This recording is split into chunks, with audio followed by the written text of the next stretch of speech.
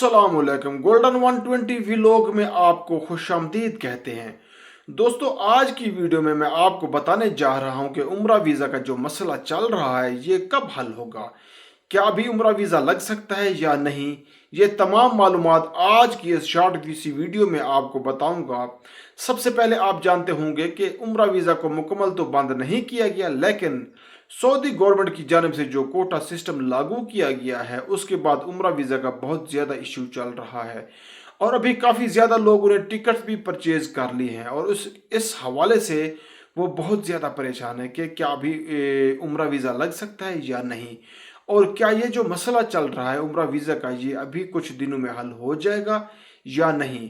इस हवाले से आपको बताता चलूँ कि सऊदी गवर्नमेंट ने जो कोटा सिस्टम लागू किया है, बेसिकली इसका जो मकसद है वो ये है कि हज के हवाले से उन्होंने उम्रा को क्लोज करना है और 12 अप्रैल 2025 को लास्ट डेट है एंट्री की और 29 अप्रैल को लास्ट एंट्री डेट है एग्जिट की, जो सऊदी से आपने लीव करना है यानी कि निकलना है।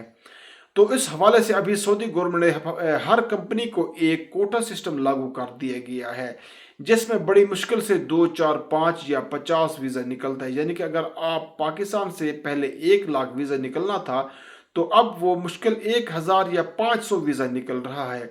इस हवाले से यूँ समझ लें कि वीज़ा का जो प्रोसेसिंग है वो बहुत ही ज़्यादा स्लो है। नई बुकिंग्स बंद कर दी गई हैं तमाम कंपनीज की जानिब से।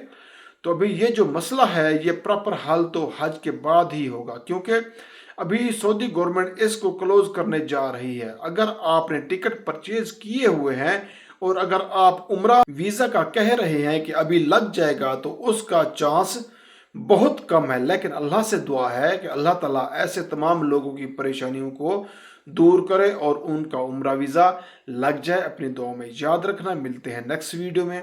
फी अमानुल्लाह।